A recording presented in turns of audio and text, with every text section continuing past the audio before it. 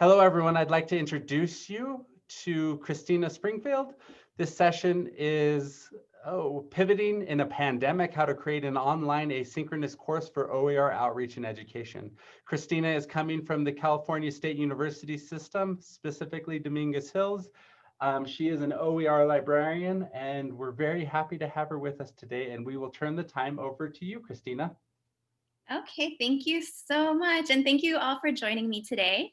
My name is Christina Springfield. My pronouns are she, her, and hers. And I am an OER librarian at Cal State Dominguez Hills, which is located on the traditional land of the Tonga people. And I wanted to take just a few seconds to do a land acknowledgement, acknowledging that the land on which I'm on today is the home and traditional land of the Tongva Nation. We come with respect and gratitude for the Tongva people and who still consider themselves to be the caretakers of this land. And it is through their examples that we are reminded of our greater responsibility to take care of Mother Earth and to take care of each other. My email is up on the screen, and of course, feel free to contact me at any time I'm going to be sharing links out to all of the presentation content, but if for some reason that gets lost, contact me. I'd be happy to share my slides and all of my accompanying information. So let's get started. So I wanted to cover briefly sort of what hopefully you'll be getting out of the session today. We're going to be talking about the process of designing an online asynchronous professional development OER course, kind of step by step, a really good process that you can use to follow. You'll be able to clarify your own goals in developing this type of course for your own campus, as well as an assessment strategy. And by the end of this, you'll be able to go back to your department or your administrators and be able to talk about the benefits of providing this type of professional development opportunity at your own campus.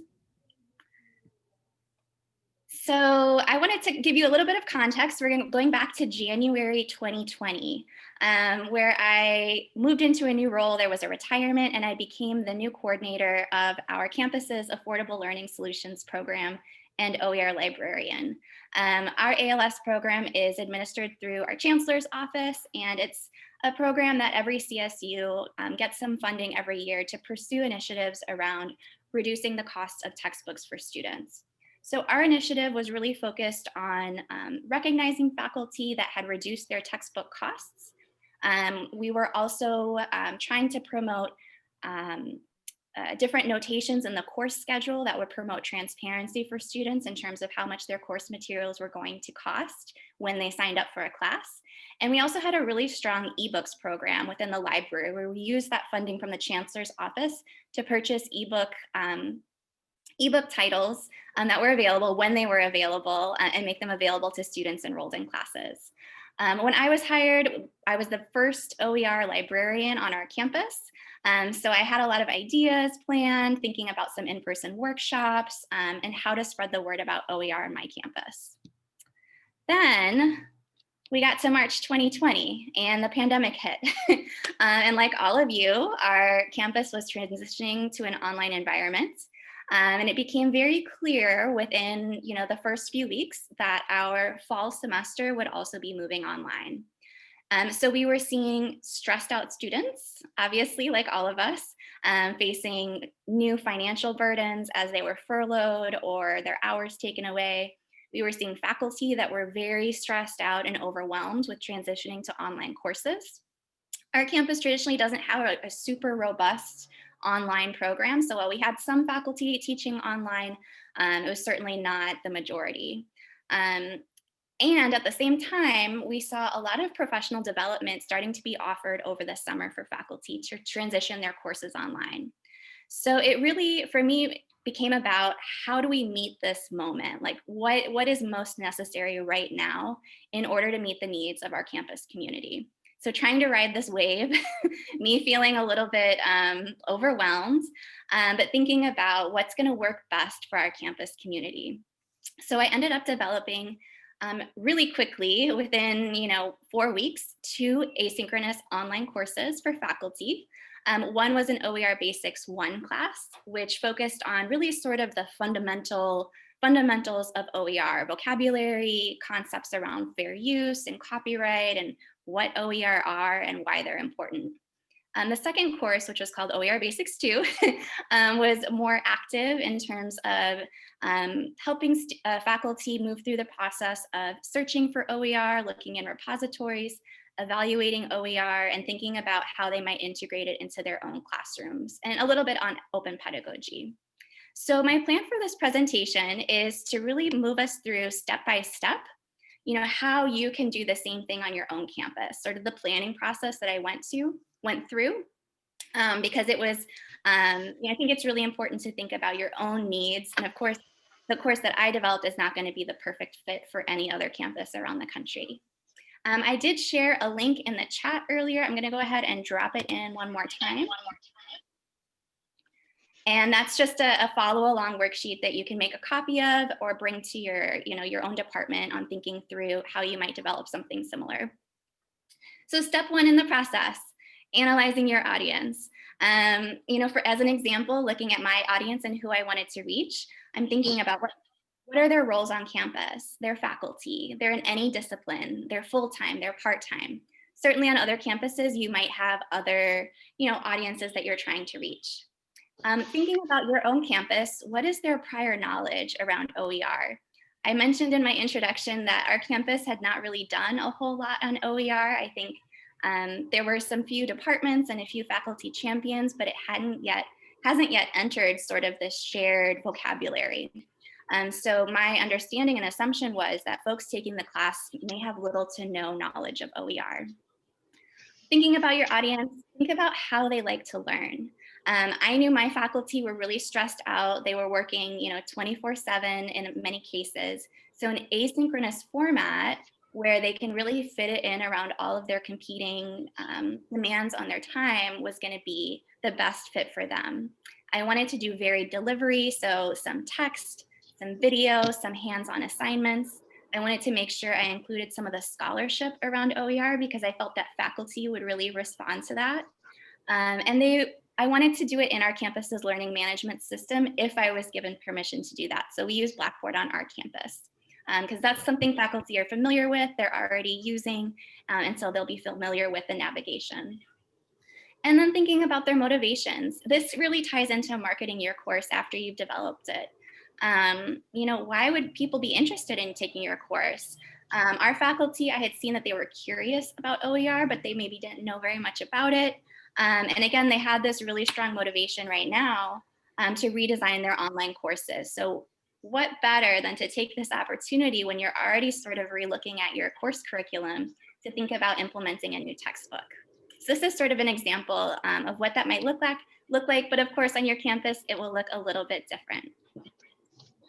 So the second step is to establish your course learning objectives, and this is going to help keep you organized.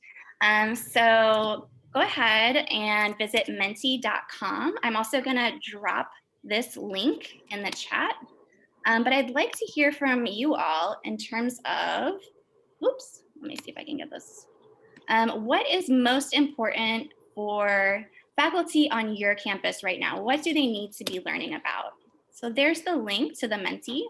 I'm going to go ahead and open up this screen. So thinking about your campus, is OER just basic OER, kind of what's necessary? Publishing in OER, open pedagogy. Yeah, so thinking about what's most important for your faculty right now. Yeah, quality of textbooks. Yeah, so thinking about what are the challenges on your campus, awareness, adoption, ancillary materials. So any one of these I could see developing like a little asynchronous session on. You don't necessarily, it's going to depend on your campus. So thank you for sharing all of these. These are really great. Yeah, easy ways, quality. A lot of faculty have questions on quality and how to evaluate those. So that was something that I integrated into the second course that I did. Okay, perfect, awesome. So when you establish your course learning objectives, what I ended up doing is kind of seeing what was out there.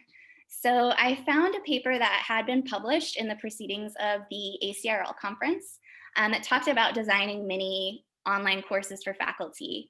And I have included the citation here.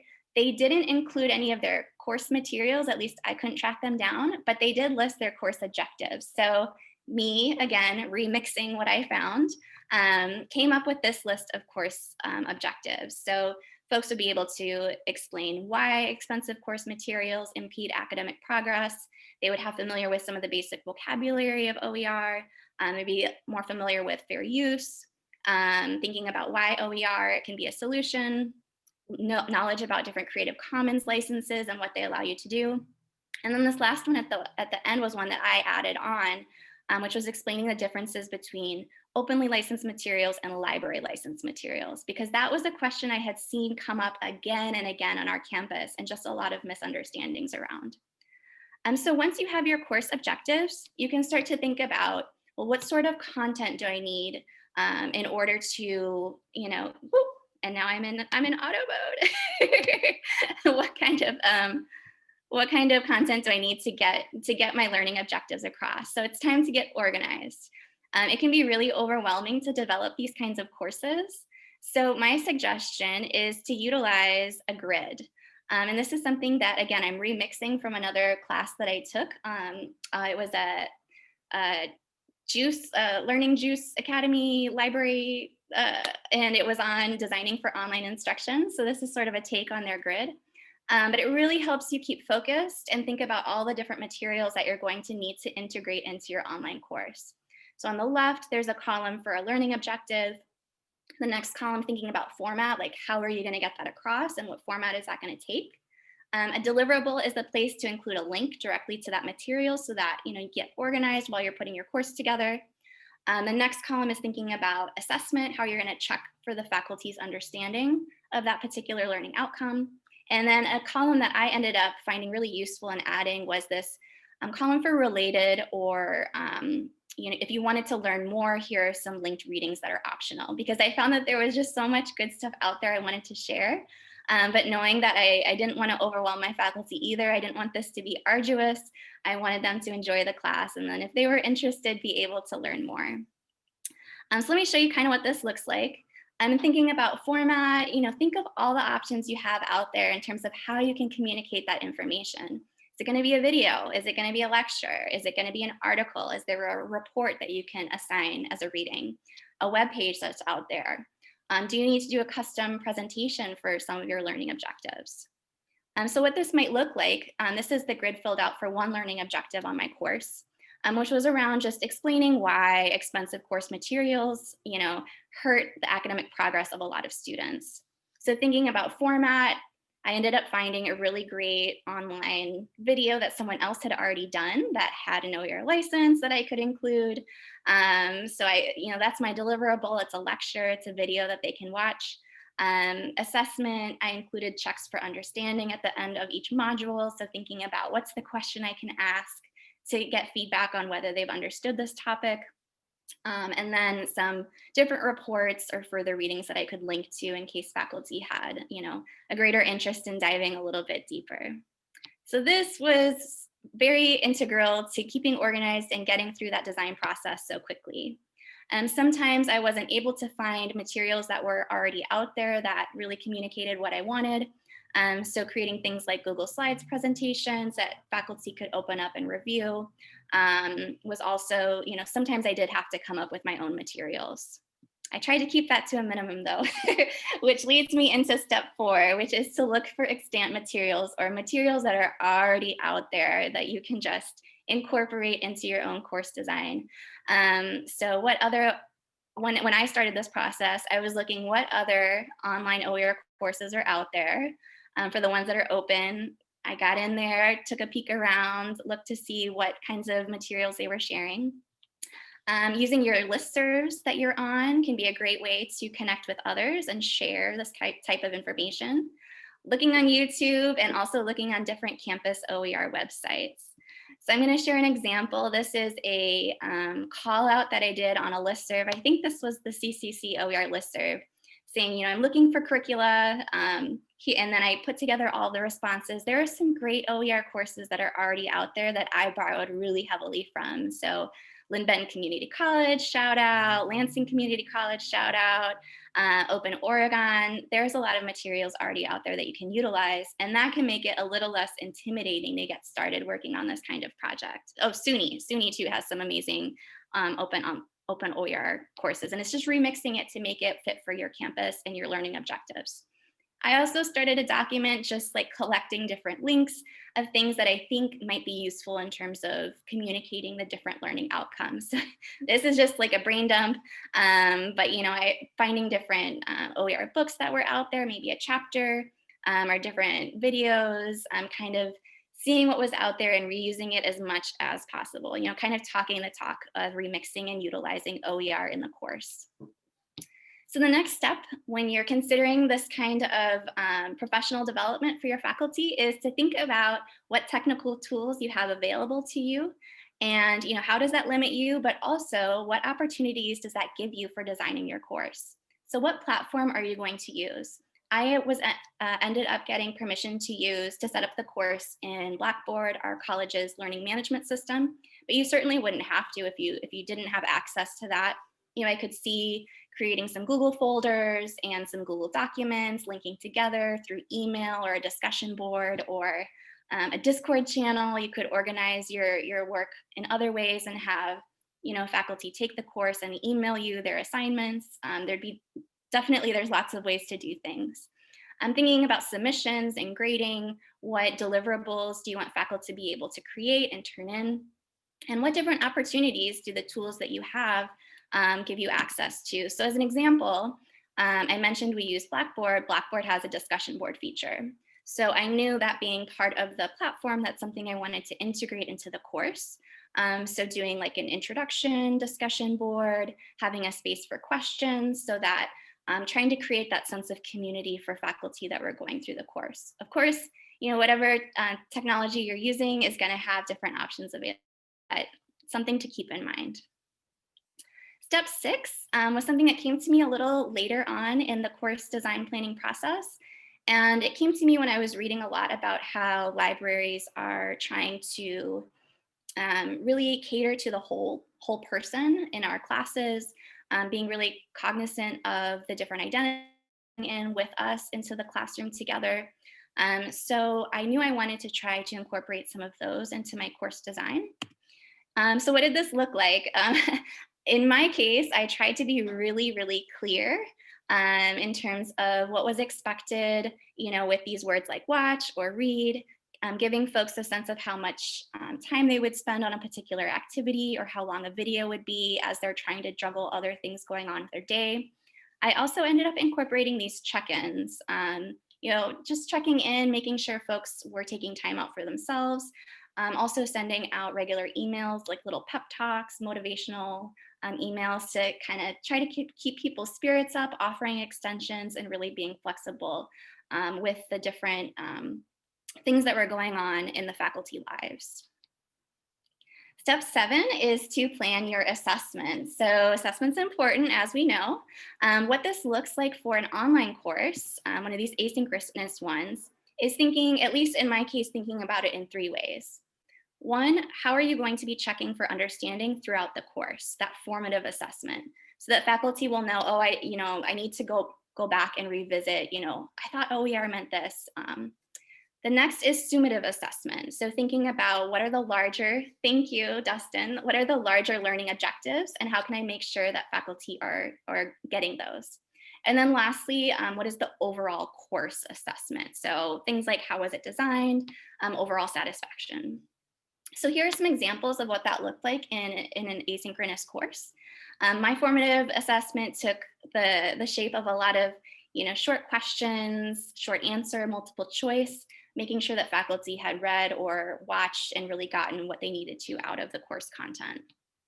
Summative assessment looked a lot like longer answer questions, reflective questions, or task-based assignments. So for example, assigning faculty a rubric and asking them to look at an open textbook and to grade it along that rubric and turn in that rubric as proof of completion.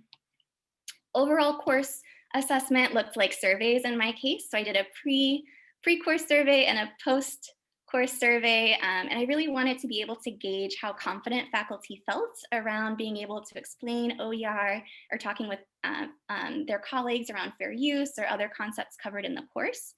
So I did like a pre and a post to be able to gauge whether that went up.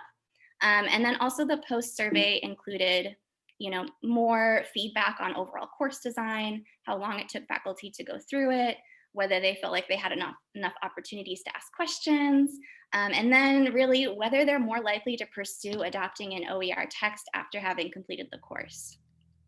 So using these kinds of things can be a great way to get that sort of overall course assessment. What was the outcome? We had really great responses from faculty. We had faculty participate. They were excited about the online asynchronous format. We found significant improvement in their confidence around OER. They had great word of mouth marketing. Faculty began to talk about this class in some of our open college forums.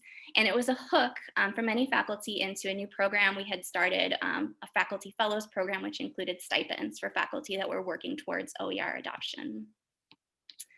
We had 32 faculty complete the program out of the 48 that enrolled. 100% agreed or strongly agreed that they were more likely to adopt an OER text after having completed the course, and 100% agreed or strongly agreed that the course was well organized. And I think that was due to the case of having a really clear project plan and having a really clear course design with clear directions for faculty to move through the program. And looking forward, a couple lessons learned. Some faculty did want a little bit of time together. So either, some structured time. I ended up adding in office hours. Thank you. Almost done here. Including some open pedagogy into the course curriculum is something I definitely think is necessary, kind of practicing what we're preaching. Adding a lesson learning outcome related to EDI, and continuing the conversation for faculty after they finish the course. So that is, I have some links here that you can also utilize later, which includes all of the course components. But also, if there's any questions, I would love to take the few minutes we have left to answer those. That's what you had a lot of questions about, was accessing the things you've built. So if you want to address anything around that, there was 4 or 5 different questions throughout the chat there. Of course, yes. Let me put this in the chat. So I'm actually going to put in a chat a link to a folder, which includes, all of my course planning materials, lesson planning, my grid that you can utilize, remix, reuse, however you'd like, as well as the slides for my presentation that, again, you're welcome to use in your own contexts. And I'm going to go ahead and also put my email again into the chat. And I am more than happy to meet with you individually to talk about what might work on your campus, thinking about, what challenges you might face in doing something similar and how to kind of work through those.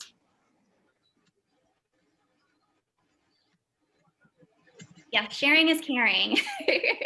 And I'm so thankful to the other folks that have developed OER courses, because I wouldn't have been able to put it together so quickly without remixing and reusing a lot of the content that was already out there. Yay, yeah, you should do it for your school. Faculty like the asynchronous format. I mean, workshops are great and getting people to talk together, but during COVID especially, I think this is something that might work at a lot of institutions. Are you willing to drop your export Blackboard file in there as well? Oh yeah, sure, I can do that. It might take me a minute to grab it. I saw one question around how long did it take faculty to complete. I ended up setting it up as a 3-week course. So there were 3 modules that they went through, but they could do it at their own pace. So if they wanted to do it all in a week, or if they needed more time, a few people asked for extensions and ended up finishing it within a month. But that gave us enough time to kind of dig a little bit deeper into the topics, having it over that 3-week period. All right, thank you so much, Christina. Thank you so much, Christina. Thank you, everyone who's come. I'm going to stop the recording now, especially so our captioner, they probably have to jump into a different meeting. But thank you all for being here. Christina, that was great. Thank you for compiling everything to be shared so easily. I can say pretty much without reservation that any of you can reach out to Christina if you have any questions. Definitely.